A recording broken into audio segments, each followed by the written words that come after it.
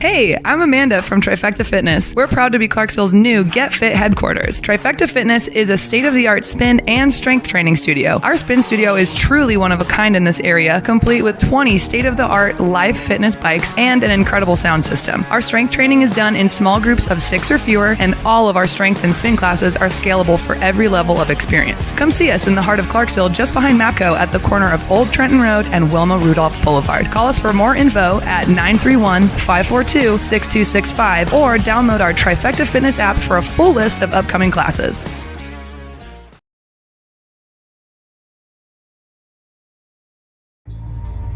For every veteran, there is a story about a calling to serve, to fight for the freedoms of the American people. And every story has a struggle, a sacrifice, and invisible wounds.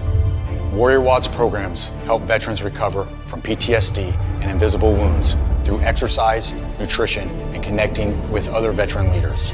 It is estimated that 22 veterans die each day by suicide, and another 30 veterans die each day by substance abuse. These are preventable deaths. Warrior Watt is committed to fighting PTSD through fitness, nutrition, and community.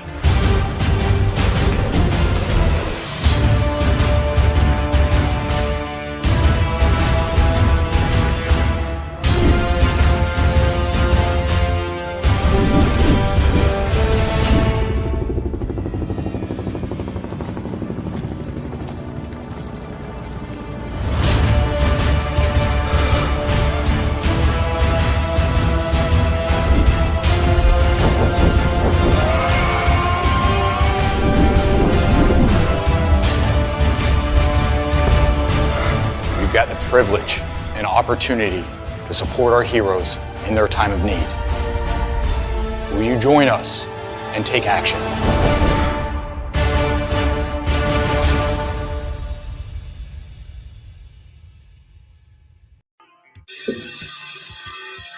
All right. Welcome back. MisFitNation. We are a show founded by a veteran and hosted by 2 veterans and a military spouse. Our mission is to get people to tell their story to the world. If you're an author, share your tips with the Misfit Nation. If you're a musician or actor, our audience needs to know how they too can get into the business. Coaches, we love our coaches. Come on and share some of your tips with the Misfit Nation to help them become better versions of themselves. If you're a corporate leader or an entrepreneur, come on and share how you did it and how hard you have fought for success. If you're a veteran, first responder, or Gold Star family, we would love to have you come on and just share your story with the Misfit Nation. We always have time for you. If you're feeling down, alone, or starting to see the darkness, stop. Think about those who are around you. You are not alone. You will be missed. If you feel like your problems will be a burden to those in your inner circle, or are embarrassed, dial 988. If you are a veteran, take option 1. We need you to keep pushing forward. Don't make a permanent solution to a temporary problem. If you're a new listener, welcome to the Misfit Nation. Be sure to subscribe to our show on your favorite podcast apps and also on our YouTube channel at @_Misfit Nation. Subscribe and click the bell to keep you up to date with our latest episodes and all of our news. You can also find us on Heroes Media Group and About Face Radio. Now, let's get to the show.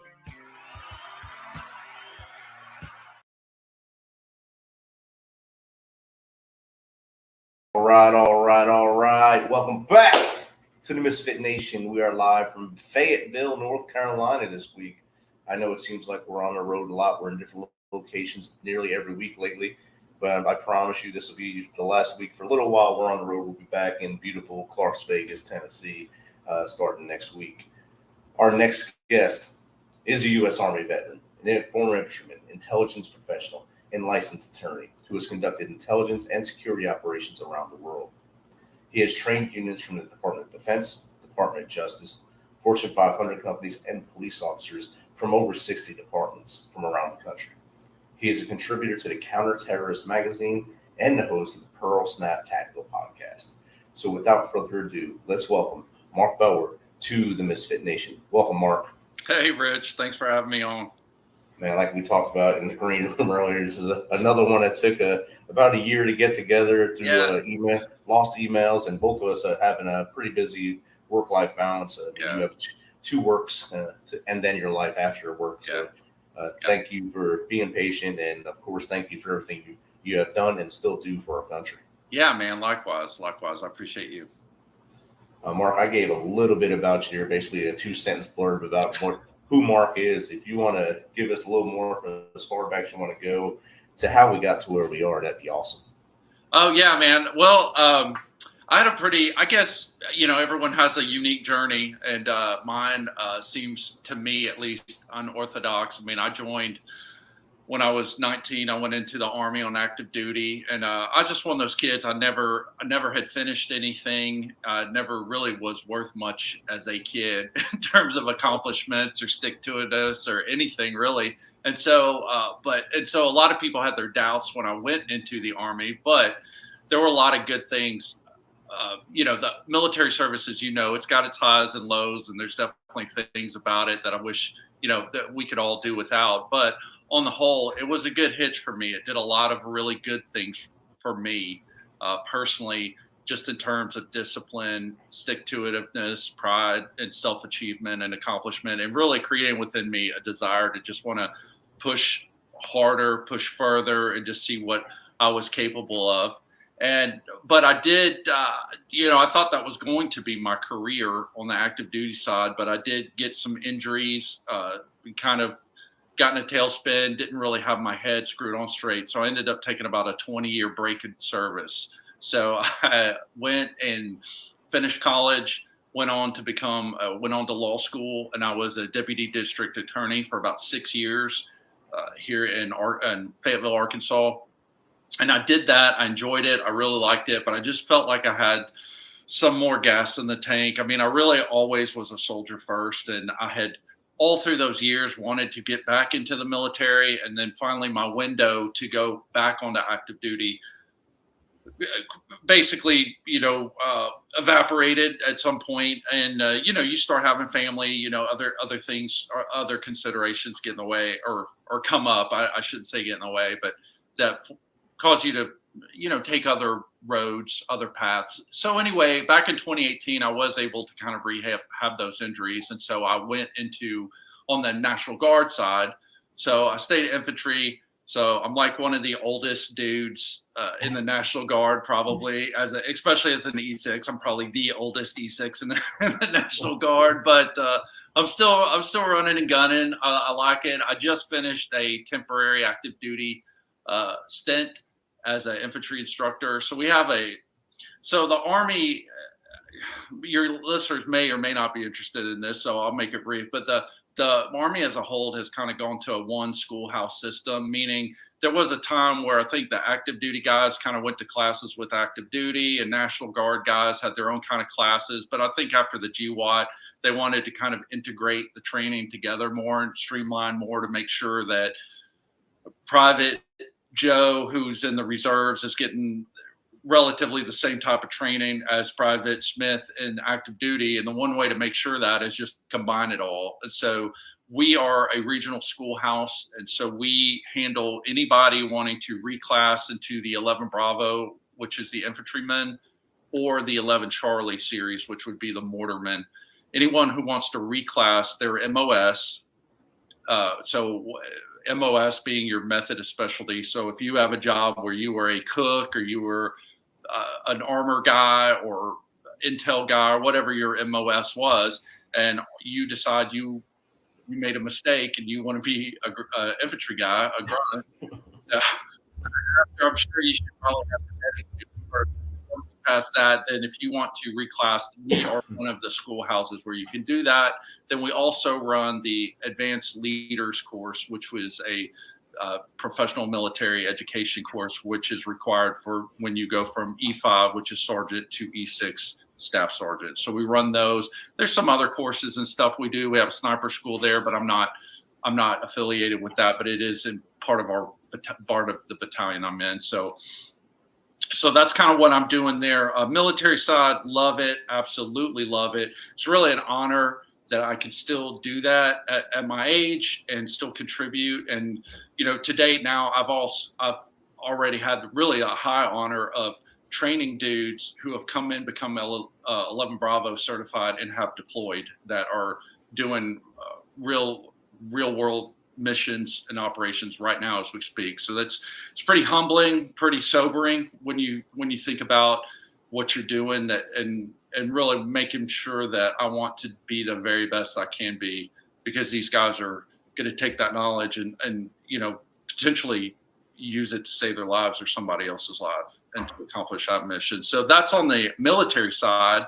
So around 2013, when I was sitting, kicking rocks in my office as an attorney, I decided, man, there's just something more I wanted to do. Always kind of wanted to have a business. And really what brought it to a head was being a prosecutor, right? I didn't get involved until somebody had gotten killed, someone gets robbed, it's always after the fact. And I would have victims of crimes that would be in my office, and maybe they're got a guy who they're afraid of, or, hey, my daughter's boyfriend is stalking her, and we've got a protection order out on him, but we're scared he's going to do something. What can I do? And I really didn't have an answer for that. I mean, as a prosecutor, as a representative of the state, I didn't really have a lot of good information. And so kind of thought about, well, my background and what I really love to do, kind of the running and gunning and kind of transmitting that knowledge to people to make them more self-reliant, to kind of get ahead of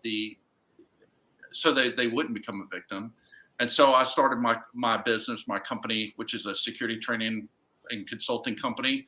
And I've been pretty fortunate to do the things kind of that you read about in the bio, which has been a really pretty exciting ride.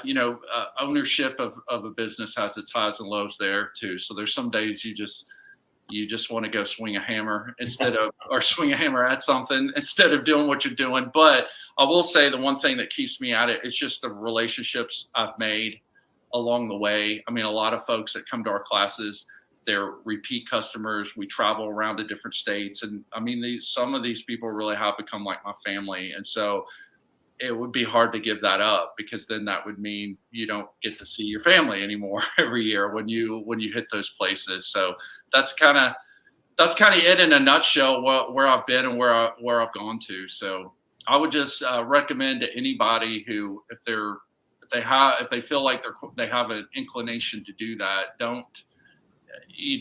do it. I mean, don't let the fact that maybe there's something that you wish you would have done in terms of your military service, or if you didn't do military service. I mean, if you have the skill, right, and you can replicate that in your students, then that's what's important. If you can get people results. So I'd say go for it, but it's a wild ride. I will say that though. So you got to get your mind right if you're going to do it, but you can do it. It definitely is a wild ride once you start working for yourself instead of working for someone else. Yeah. And I mean, you said a lot of good things there. I don't think you're the oldest National Guard guy by a long. Me and Jake, who's one of the listeners right now, we travel the country training soldiers, and we've seen some elderly statesmen out there. So. Yeah, there's a few guys out there, man, that they'll. And since a lot of them don't want to move from that original Guard battle assembly area, they don't move up in rank because they're afraid they'll have to leave the unit. So they're in their 50s as a sergeant E5. So. Yeah. So I think you might have them beat, but I don't know. That is true. I mean, at least in my state, they're kind of. I remember when I was in, long time ago, before I had my big break in service. There definitely were some of those guys who stayed E4 for 15, 20 years or E5s, but at least in my state, I don't know about the other ones, but they're kind of fixing it so you can't do that. You have a certain amount of time you need to promote. I don't know what exactly the rules are, but I think they are trying to weed that out because, it is what it is. You kind of got to move up or get out at some point. I mean, you don't need 60-year-old E4s. Exactly. We just don't. But, Jake just chimed in and said he met a 45-year-old specialist just last week. So. Oh man, well, all right, maybe there's hope for me. So. Yeah, so you're not at the top of the list yet. All right. So, being an attorney, did you ever think about going back into the Army as an attorney instead of going back as a grunt? Yeah, I mean, I literally get asked that question all the time. I still get questioned from dudes in my unit. They're like, "What are you doing here, man?" Sometimes, especially when something is really sucking wind. But yeah, I have thought about it. I mean, I think in some ways, first of all, you'd make a lot more money. Second, I think in some terms, life would be a little easier, for sure. But the fact is, it's like I said. I mean, I want to. As long as I have gas in the tank, man, I want to keep doing what I'm doing. I want to keep running and gunning. And I think at some point, when I can't do that anymore, if I have the opportunity where I could serve in a JAG position, then maybe I'll avail myself of that. But for right now, I'm just going to run it into the ground until she can't go anymore. So until they tell me to quit or my body quits on me, one or the other. That's probably what's going to happen first. The body's going to say, "Hey, man, let's throw this flag up and go do something a little easier on my joints for a little bit." And then you go back to that fun stuff. Yeah, exactly. Yeah. So when you had the wild idea for the training and tactical business, was there any people that said, "Hey, don't do it," or everyone would just say, "Hey, Mark, you got this. This is what you should do. This is your wheelhouse. Do it"? No, I was very naive. And it's probably a good thing. I was very naive about that whole culture at the time. If you think back to like 2013, I mean, YouTube was probably just kind of really coming into its own. And I really hadn't watched a lot of YouTube. And same thing with like Instagram was kind of coming online. And I mean, before the longest time, Facebook was kind of the only game in town. So as far as like the social media and the personalities that are out there, they were there, but not like it is now. You know what I mean? So I really didn't know a lot about that community. I just knew, look, I had an intel background. I had the infantry side of it, and I wanted to, and then all my experience with like law enforcement and stuff like that. And I just wanted to kind of combine and try to help people better protect themselves. So I didn't really know about all of the theatrics and the drama that goes on in the 2A and the shooter community. I just really wasn't aware of it. And I just started doing it, and I really didn't know any better. So I've learned some things the hard way, for sure. But I think maybe in some respects, it was probably best that I didn't know really the lay of the land. Because maybe I would have gotten intimidated, or maybe I would have been like, "Oh man, everybody and their mom's running a shooting company. Why should I do this?" But no, I think that there's room for everybody, man. There are, especially if you look, I forgot what it was with the COVID statistics, but something like 10 million new gun owners or something like that. I can't remember and that's just the new ones. That's not even talking about the existing ones. Man, there's not enough, and those people aren't all getting trained like they should be. So, I don't think there's enough qualified gun instructors out there. So I think there's room for everybody. And if you think that, there's not a spot for you, as long as you are good, if your stuff's locked down tight, you know what you're doing, there's room for everybody. Exactly. I like what you put up there. So many people bought guns during that fear moment from late 2019 through about 2022. So many people became new gun owners, but many of those new gun owners just know that they have a gun and they have a magazine that has rounds in it. Right. Those are the same people that when they pull their weapon out, they're going to shoot themselves in the leg or shoot their hand as they're trying to load it. Right. And then we'll see that YouTube video. We We Yeah. won't see Exactly. We won't see the video that's saying, "Hey, you should get trained." We'll see the laughing video of this guy pulling out a weapon and shooting himself. Oh yeah. And that's where guys like you need to come in and help them out. And I think that's. I mean, like you said, there might be a lot of people in the pool, but you got to be good at what you do to make sure you can keep swimming. Yeah. Yeah. Exactly. In the bio, it says you train Fortune 500. So you go in there and just teach them security for their businesses, or do you teach them weapons as well? It could be. It's whatever they want. I think most of the stuff with like the business end. So I kind of I've got 3 buckets, I guess, if you will, as far as the way I disseminate our training programs. So we've got the law enforcement component, where most of that will be like counterterrorism, which we don't do as much of that as we did back in the day when all the lone wolf stuff was like always in the news. I mean, that stuff is still there. People think it's gone away. I can assure you it has not, but that's not where the focus is. So we don't do as much of that, but it is something that we do there. A lot of counter ambush kind of stuff. And then we do some investigative interrogation stuff, because I've got a background with that too. So that's kind of the law enforcement component. And then on the civilian side, it is all of your tactical firearms, your combatives, your weapons tactics, all of that kind of stuff. And then on the consulting side would be the company and a lot of churches. So I'd probably do more churches than I do businesses, but I've done with businesses like, there's been some Fortune 500 companies or other businesses that we've worked with.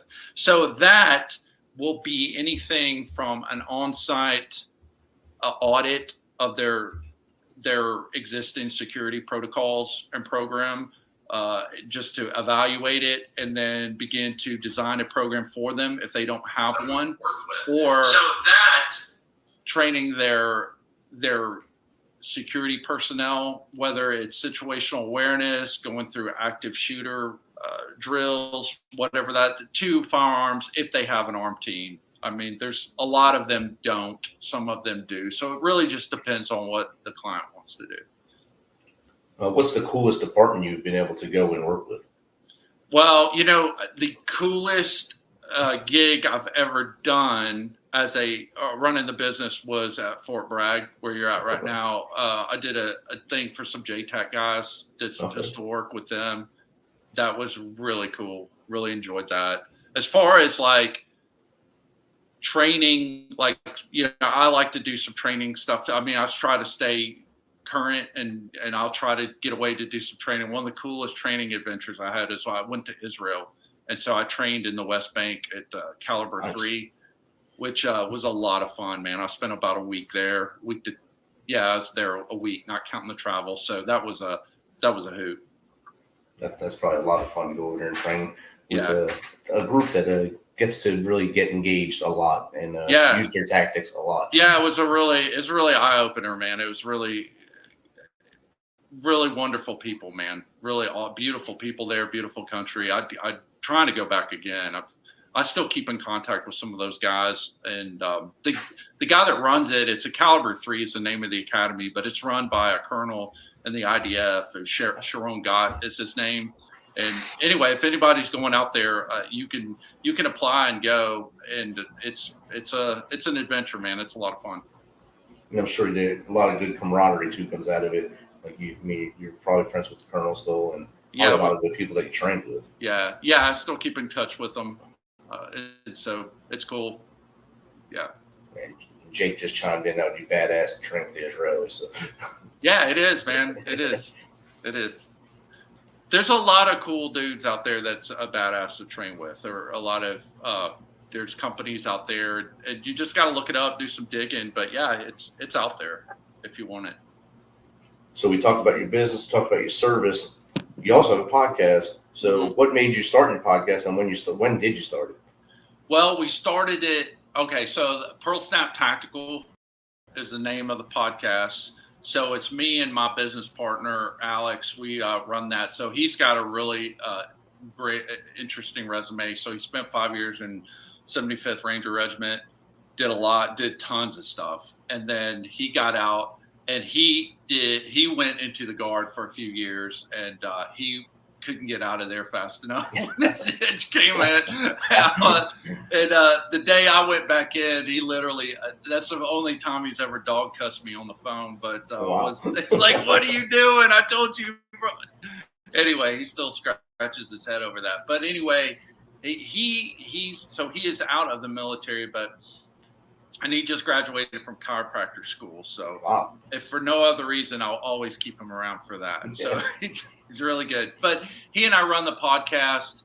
And so we're covering everything from just, everything from ambush, low light stuff. It seems like there's a lot of stuff in the shooting community that is gear heavy, which is fine, right? But it's gear heavy. So we didn't want to just do another gear review podcast where we're talking about gear, although that does seem like a really popular topic. I mean, we get most of the questions we get tend to be about gear. So, but we're trying to kind of bring more about the tactics. So taking tactics from a military perspective and show civilians how this stuff applies to you too. And this is stuff you need to learn also. It's just going to look different. It's going to look different when you're running a squad or a platoon than when you're out at the mall with your family. But the principles apply. So you need to learn that stuff. So that's kind of what our podcast is about. Season 1, we started it. We started it in 2020, but we only did one season. And that was kind of during the lockdown is when I started it.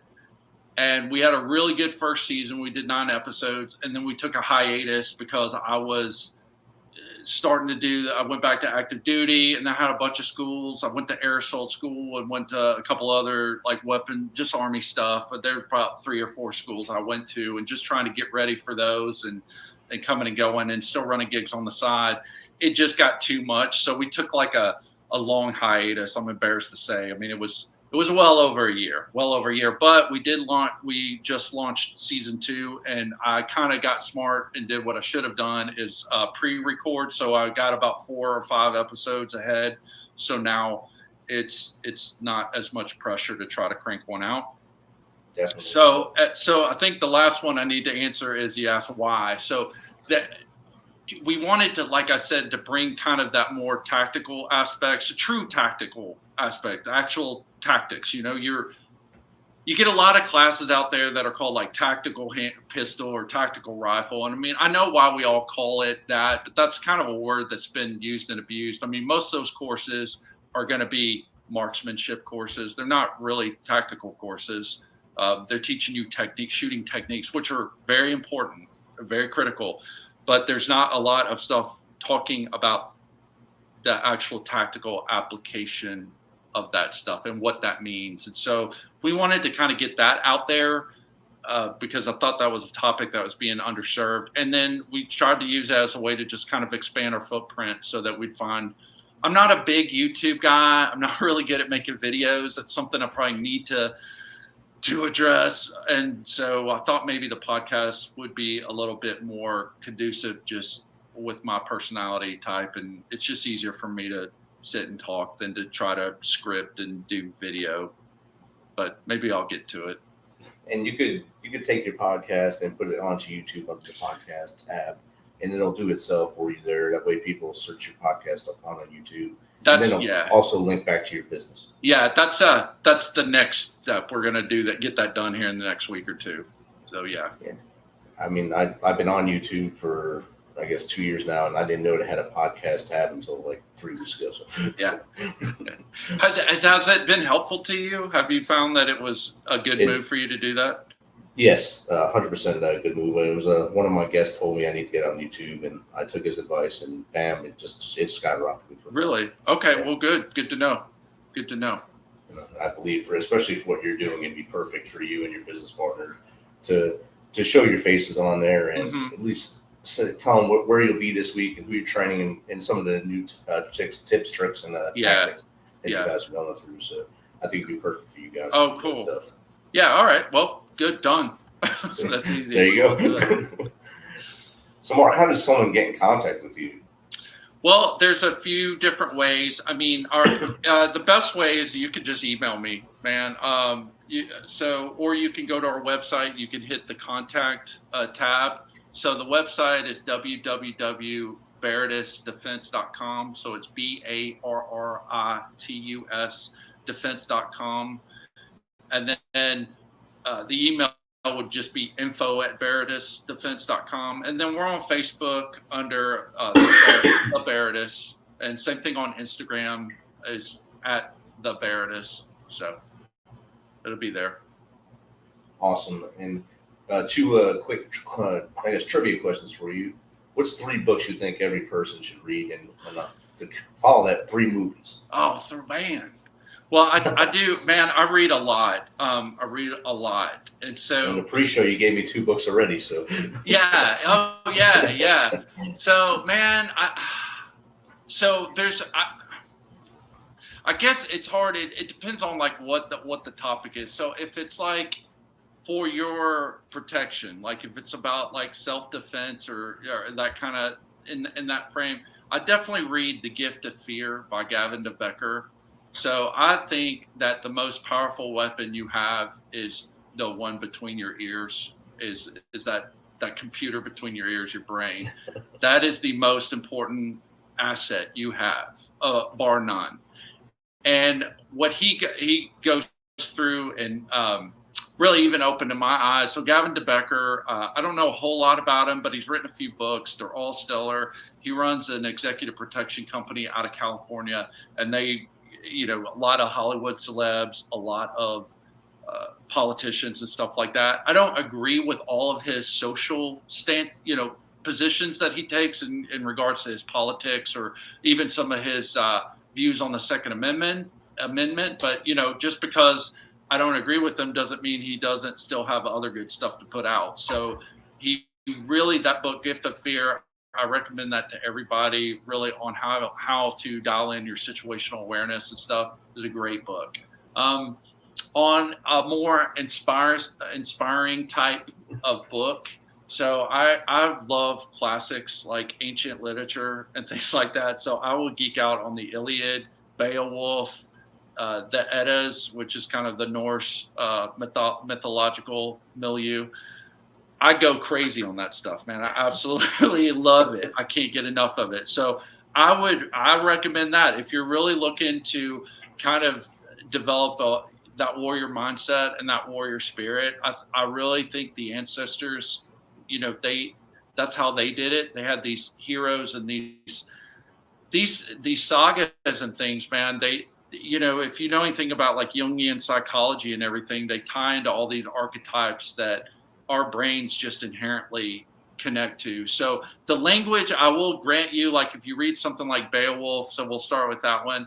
Yes, the language is a little hard at first to understand. It's written in a rhyme, not rhyme, but in a meter that we're just not, our modern eyes and ears just really aren't used to. But once you get past, it's like watching a movie with subtitles. It might be annoying at first, but once you kind of get used to it, you forget about it.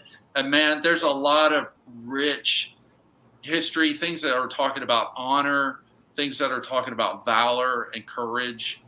These kind of virtues that I think have kind of disappeared in the modern era, or at least they've been, there's a drive to emasculate those types of virtues, tell us that we don't need them.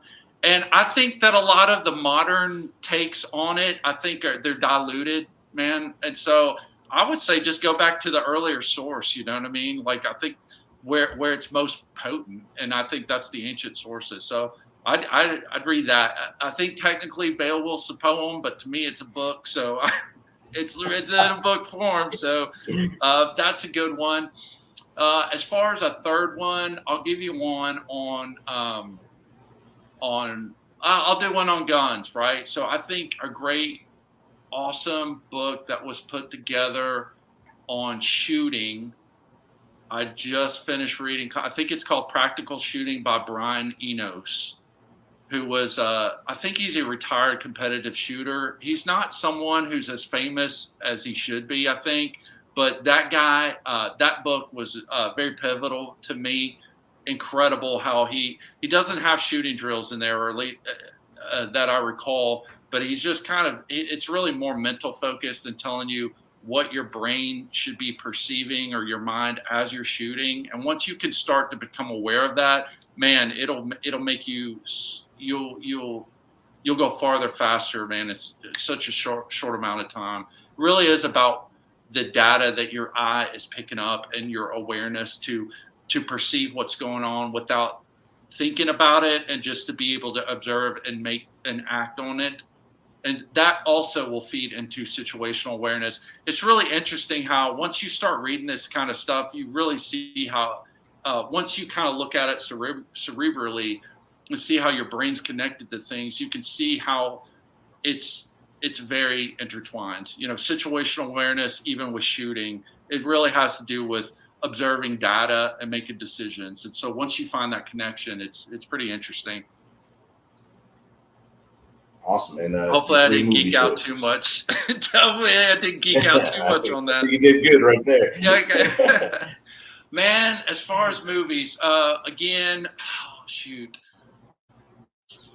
You know, I would watch. Man, this is going to be kind of nerdy. I'm going to go crazy on this one. So 1980 genre. I'm going to tell you Conan the Barbarian, man. That is such an underappreciated movie. And let me just tell you real quick why. So yes, it is Arnold when he first came to America. Yes, he could barely speak English, so he didn't have a lot of lines. And so people think it's just like this big meathead type of action movie. And on one sense, you really could watch it on that way.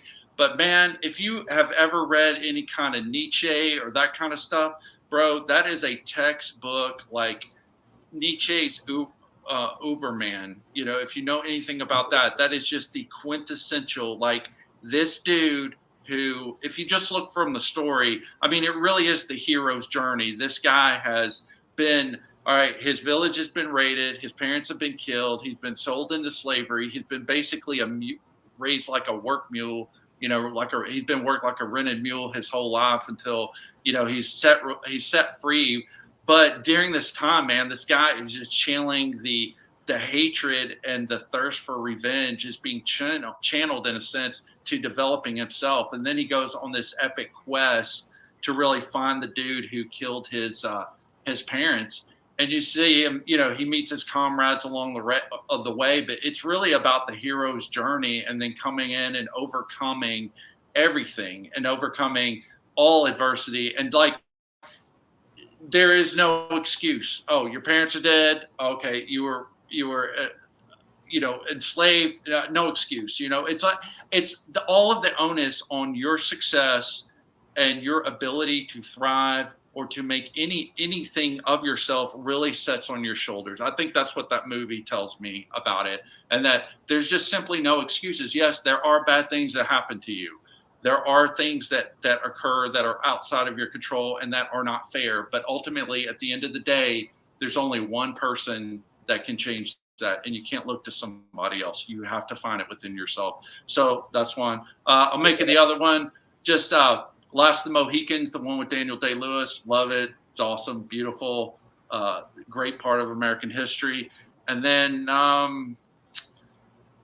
man, if you just want a mindless, man, Dumb and Dumber, man. There you go. I don't know. It's that's about as mindless as they come, right there. Yeah, if you just want to go from something that's not too heavy to just mindless, something stupid that'll make you laugh. I mean, how can you top that? That literally is a classic. So, and if you can't laugh at that, you have problems inside. Yeah, you do. You really do. Mark, thank you. Thanks for sharing your choices. It was amazing. I mean, the 3 books, we got them written down. We'll put them in the notes. 3 movies, 3 different, completely different types of movies. So awesome picks on those. Yeah. And Arnold still doesn't get a lot of lines in his movies now, but that's probably a good thing. But he's still pumping them out. So he really is. Yeah, he is. Yeah. So thanks again for being patient and letting us finally get together after about a year of getting this thing going. Yeah, likewise, man. Rich, I really enjoyed it. Thanks for having me on. We'll have to have you on to the Pro Snap. Awesome. Just send me the link and I'll get on your calendar. Awesome. Thanks, brother. Yeah, thank you. Thanks for checking us out and being a part of the Misfit Nation. Don't forget to visit our website at themisfitnation.com. It's themisfitnation.com to catch up on all of our episodes and also to get some of that great Misfit Nation gear. As always, be humble, stay hungry, and keep hustling, because we are.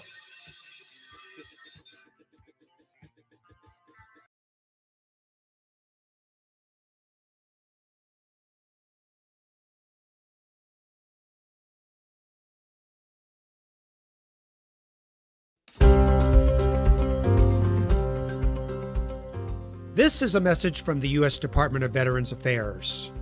Got a question about your VA benefits, healthcare, or eligibility? Go to va.gov, where you can access a new interactive chatbot to ask questions 24/7.